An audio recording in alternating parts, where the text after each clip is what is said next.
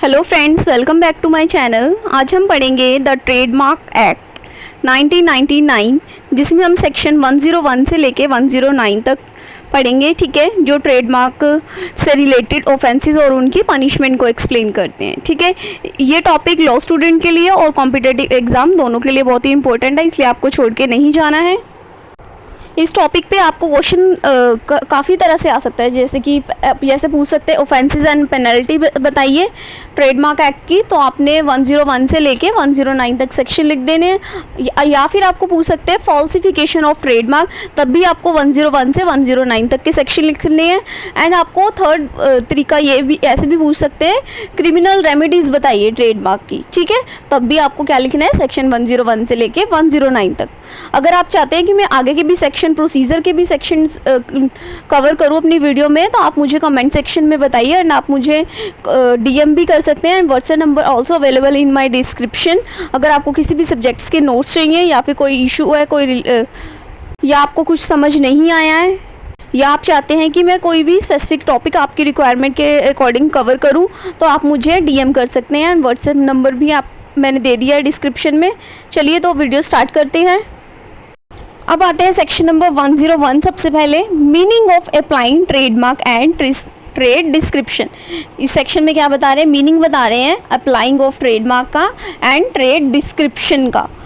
This section explain when a person is considered to have applied a trademark और trade description to good और services. ठीक है, यहाँ take लिखा है ना, यहाँ ट्रेड कर लेना आप।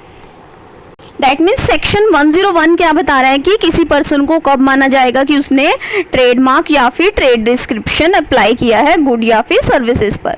अ person is said to apply a trademark if he directly put the mark on the good or use it for the services. तब माना जाएगा जब पर्सन डायरेक्टली गुड या सर्विसेज पर ट्रेडमार्क यूज करेगा। सेकंड में क्या कह रहे हैं, put the mark on the packaging in which good are sold or kept for sale. Packaging पर ट्रेडमार्क लगाएगा तब भी उसे क्या माना जाएगा कि उसने ट्रेडमार्क अप्लाई कर दिया है। नेक्स्ट थर्ड पॉइंट में क्या कर रहे हैं, अटैच और इनक्लोजेस गुड्स इन एनी पैकेज और label containing the mark. That means goods को ऐसी किसी पैकेजिंग या फिर लेबल में रख रहे हैं, ठीक है, जिसमें ट्रेडमार्क हो, तब भी क्या माना जाएगा कि उसने अप्लाई कर दिया है ट्रेडमार्क। ठीक है, नेक्स्ट क्या कह रहे हैं, uses the mark in a way that makes the people believe that good और services belong to that brand.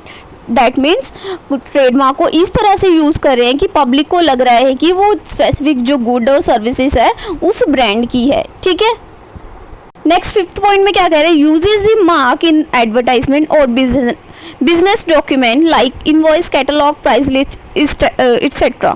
That means advertisement, invoice या फिर कैटलॉग में ट्रेडमार्क को यूज़ कर रहे हैं, तब भी क्या माना जाएगा, उसने अप्लाई कर दिया है ट्रेडमार्क को। फर्स्ट पॉइंट में हमने क्या पढ़ा, डायरेक्टली यूज़ कर रहा है गुड और सर्विसेज पे मार्क। सेकंड में पैकेजिंग पे ट्रेडमार्क लगा रहे हैं। थर्ड में क्या कर रहे हैं, कह रहे थे कि गुड्स को ऐसी पैकेजिंग में रख रहे हैं या फिर लेबल में रख रहे हैं ट्रेडमार्क हो जिसमें। फोर्थ में क्या कह रहे थे कि ट्रेडमार्क को इस तरह से यूज़ कर रहे हैं कि पब्लिक को लग रहा है कि वो स्पेसिफिक ब्रांड का है। नेक्स्ट लास्ट में क्या करते हैं, एडवर्टाइजमेंट, इनवॉइस या फिर प्राइस लिस्ट में ट्रेडमार्क का यूज़ कर रहे हैं, तब भी क्या मत माना जाएगा कि उसने अप्लाई कर दिया है ट्रेडमार्क को। नेक्स्ट क्या कह रहे हैं आगे, a trademark is considered applied when if it is woven, printed, engrave, stamp or attach to goods or their packaging.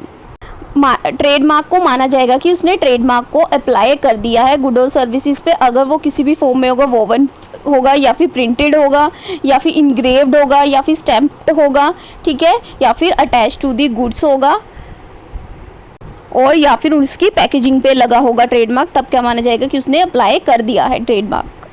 तो हमने सेक्शन 101 में कवर किया कि कब माना जाएगा पर्सन ने ट्रेडमार्क या फिर ट्रेड डिस्क्रिप्शन अप्लाई किया है गुड और सर्विसेज में। ठीक है, ये आपको 5 पॉइंट्स याद रखने हैं।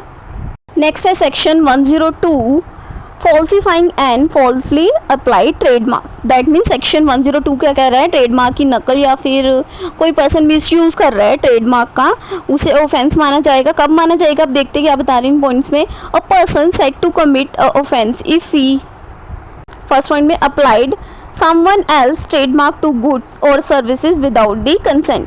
मीन्स अगर कोई पर्सन बिना परमिशन के किसी और का ट्रेडमार्क यूज़ करे, ठीक है, तब भी ये ऑफेंस माना जाएगा। सेकंड में क्या कह रहे हैं, makes a fake trademark or mark that look deceptively similar without permission. That means अगर कोई पर्सन फेक ट्रेडमार्क बना रहा है जो कि दूसरे पर्सन के ट्रेडमार्क की तरह सेम लग रहा है, ठीक है, लुक सिमिलर लग रहा है उसके ट्रेडमार्क की तरह दूसरे पर्सन की, और उसका परमिशन भी नहीं ली हुई है जिसका ट्रेडमार्क की नकल करी है पर्सन ने। थर्ड में क्या कह रहे हैं, अल्टर और चेंज अ जेन्युइन ट्रेडमार्क को अल्टर या फिर मॉडिफाई कर रहे हैं तब भी ये ऑफेंस माना जाएगा।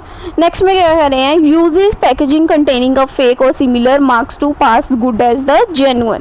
मतलब अगर कोई पर्सन फेक ट्रेडमार्क वाली पैकेजिंग का यूज़ कर रहा है ताकि उसका गुड्स हैं जो भी पास हो जाए कि उसके जो भी ट्रेडमार्क है वो जेन्युइन वन है, ठीक है।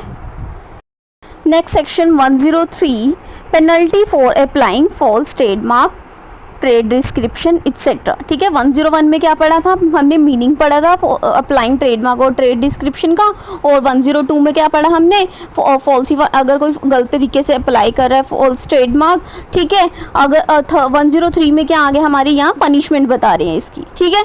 Punishment apply if person falsifies trademark, punishment कब अप्लाई होगी, अगर कोई पर्सन फेक ट्रेडमार्क बनाता है, ठीक है। सेकंड में falsely applied a trademark to good और सर्विसेज, ठीक है, फेक ट्रेडमार्क अप्लाई करता है गुड और सर्विसेज पे। पोसेस टूल और machine for making fake trademark, अगर कोई पर्सन फेक ट्रेडमार्क बनाने के लिए मशीन्स या टूल्स रखता है अपने पास, ठीक है। नेक्स्ट में क्या करें, applied false trade description, false origin, manufacturing detail etcetera, अगर कोई पर्सन फॉल्स ट्रेड डिस्क्रिप्शन का यूज़ करता है, ठीक है। नेक्स्ट है अल्टर और remove the indication of origin of the goods के ओरिजिन को या फिर चेंज या फिर रिमूव करता है, ठीक है, तब भी क्या माना जाएगा कि उसने ऑफेंस किया है, उसको पनिशमेंट मिलेगी। अब आते हैं पनिशमेंट पे, कितनी पनिशमेंट मिलेगी, minimum 6 months but extend up to 3 year imprisonment, ठीक है। मिनिमम कितनी मिलेगी, 6 महीने तक की, और कितनी तक बढ़ा सकते हैं, ये 3 साल तक बढ़ सकती है, ठीक है। मिनिमम 6 मंथ, एक्सटेंड कब कितने तक हो सकती है, 3 साल तक। फाइन कितना लगेगा, मिनिमम 50,000 लगेगा, और एक्सटेंड कितना हो सकता है, बढ़ कितना सकता है, 2 लाख तक जा सकता है, ठीक है। कोर्ट में give lesser punishment for the special reasons, that means court special reason होने पर पनिशमेंट कम भी कर सकती है, ठीक है। Next we have the section number 104 penalty for selling goods or providing service to which false trademark और ट्रेड डिस्क्रिप्शन इज अप्लाइड। क्या कह रहे हैं कि सेक्शन 104 उन पर्सन्स पे अप्लाई होता है जो फेक ट्रेडमार्क वाले गुड्स या फिर फेक ट्रेड डिस्क्रिप्शन वाले गुड्स या फिर सर्विसेज सेल करता है, ठीक है। A person is guilty if he sells, hire, exposes for sale or possess goods or services having a false trademark, false trade description or missing required detail, origin और manufacture etc. ठीक है, person को guilty तब माना जाएगा कि उसने offence किया जब पर्सन ऐसे गुड्स सेल करता है या फिर गुड्स को हायर पर दे और सेल के लिए डिस्प्ले करे और या फिर पोजेशन में रखे अपने पास उसे, जिन गुड्स पर फॉल्स ट्रेडमार्क या फिर फॉल्स ट्रेड डिस्क्रिप्शन लगा हो, जरूरी जो भी इंफॉर्मेशन डिटेल है, ठीक है, ओरिजिन और मैन्युफैक्चर से रिलेटेड वो मिसिंग हो, ठीक है, माना जाएगा उस पर्सन ने ऑफेंस किया है, वो गिल्टी है सेक्शन 104 के अंडर। अब देख लेते हैं defences. No liability if accused proof, ठीक है, उस पे पर्सन पे कोई लाइबिलिटी नहीं आएगी अगर पर्सन प्रूफ कर देता है। क्या क्या प्रूफ कर देता है, अब पॉइंट्स में देखते हैं। He took reasonable precautions and had no reason to suspect the mark was fake, ठीक है। अगर अक्यूज प्रूफ कर देता है कि उसने सारे रीजनेबल प्रिकॉशंस पहले से ही ली थी तो अक्यूज की पनिशमेंट, ठीक है, उस मतलब कि वो लाइबल नहीं होगा, वो पनिशमेंट से वो बच सकता है। थर्ड डिफेंस क्या ले सकता है, he give full information about the supplier when demanded, ठीक है, उसने सारी इन्फॉर्मेशन जो भी मांगी गई थी उसने सभी डिस्क्लोज कर दिया, ठीक है, कुछ भी छुपाया नहीं है। नेक्स्ट क्या कह रहे हैं, ही एक्टेड इनोसेंटली, उसने इनोसेंट इंटेंशन से एक्ट किया है, ठीक है, कोई भी डिसऑनेस्ट इंटेंशन नहीं थी उसकी, इनोसेंटली एक्ट किया है। अब हम पनिशमेंट देख लेते हैं, ठीक है, जो फेक ट्रेडमार्क और फेक ट्रेड डिस्क्रिप्शन वाले गुड्स पर सेल करते हैं इसमें कितनी पनिशमेंट मिलेगी, not less than 6 months but extend up to 3 year imprisonment. ठीक है, इसमें भी कितनी होगी, 6 साल तक की 6 महीने तक की पनिशमेंट मिलेगी, जी कहाँ तक जा सकती है, 3 साल तक जा सकती है। ठीक है, फाइन कितना रहेगा, 50,000 और एक्सटेंड कितना हो सकता है, 2 लाख तक। कोर्ट में reduce for the special reason. ठीक है, कोर्ट रिड्यूस भी कर सकती है पनिशमेंट को अगर कोई स्पेशल रीज़न होगा। Section number 103 and 104 very important. ठीक है, ये बहुत ही इंपॉर्टेंट सेक्शन है, ये अक्सर पूछते हैं 103 एंड 104 के बारे में, ये छोड़ के नहीं जाना है ये सेक्शन आपको।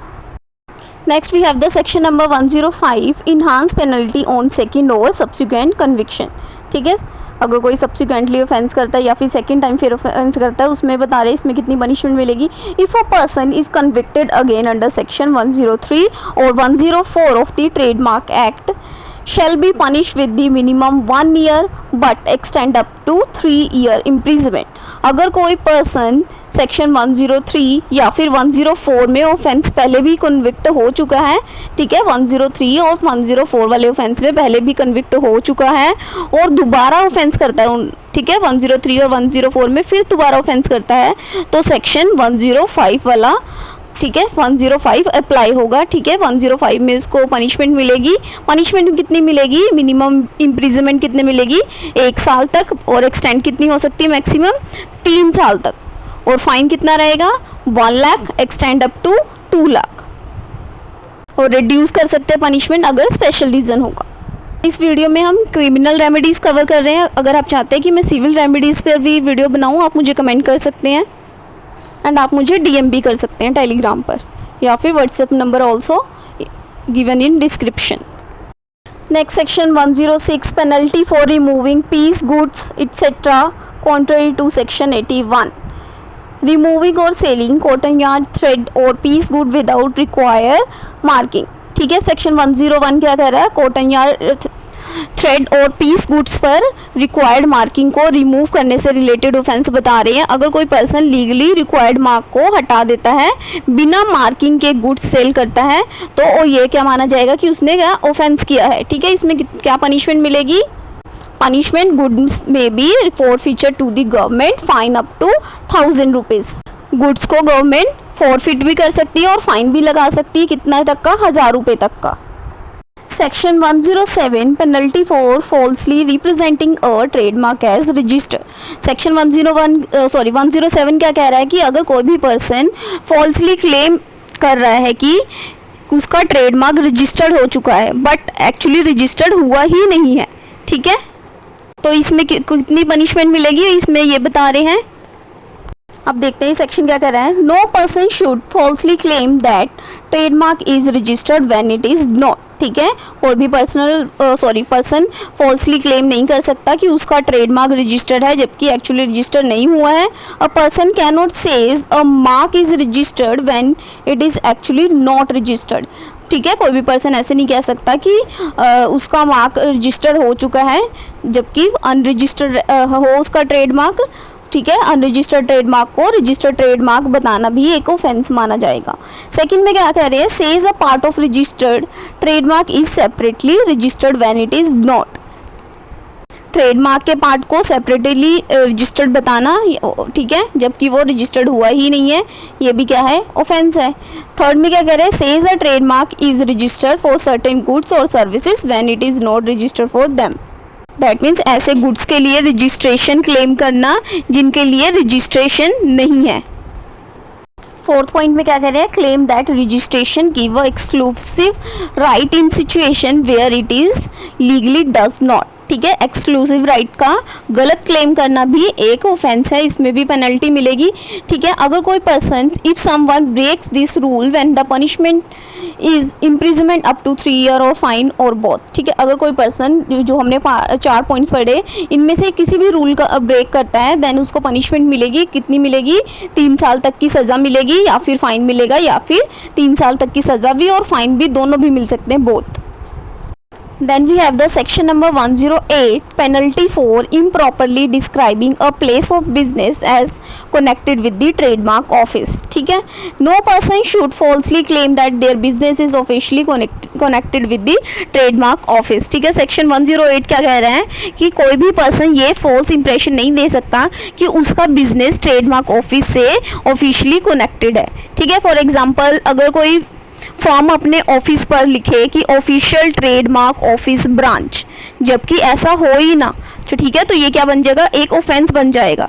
तो इसमें कितनी पनिशमेंट मिलेगी, if someone does this punishment is imprisonment up to 2 year fine और बोथ. ठीक है, कितनी सज़ा मिलेगी, 3 साल तक की इम्प्रिजमेंट मिलेगी या फिर फाइन मिलेगा या फिर दोनों चीज़, फाइन 2 साल की सज़ा भी और फाइन दोनों भी मिल सकते हैं.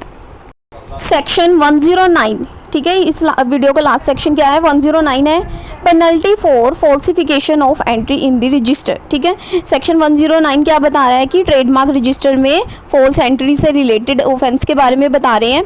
A person can not make a false entry in the trademark register. ठीक है, ये ऑफेंस तब माना जाएगा अगर कोई पर्सन फॉल्स एंट्री कर रहा है ट्रेडमार्क रजिस्टर के अंदर. और क्या कह रहे हैं सेकंड में, मेक्स और use a fake copy of entry in the register. अगर कोई पर्सन फेक कॉपी बना रहा है, ठीक है, या फिर यूज़ कर रहा है उसे एंट्री करने के लिए रजिस्टर में, तब भी ये ऑफेंस होगा. थर्ड में क्या कह रहे हैं, प्रोड्यूस और give false evidence about any entry in the register knowing it is false. Register के रिकॉर्ड्स को नोइंगली मैनिपुलेट कर रहा है अगर कोई पर्सन, तब भी क्या होएगा, ऑफेंस होगा.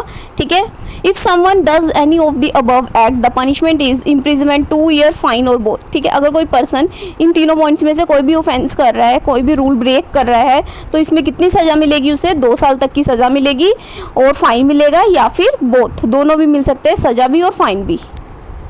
अगर आपको मेरी वीडियो अच्छी लगी हो, मेरे नोट्स पसंद आए हो, वे ऑफ टीचिंग अच्छा लगा हो, please do like, comment, share and subscribe my channel for the easy notes. अगर आपको कोई क्वेरी है, कोई आप चाहते हो कि मैं स्पेसिफिक टॉपिक कवर करूँ आपके रिक्वायरमेंट के अकॉर्डिंग, आप मुझे DM भी कर सकते हैं टेलीग्राम पे, एंड मैंने आपको व्हाट्सएप नंबर भी दे दिया है डिस्क्रिप्शन में. Thank you for watching.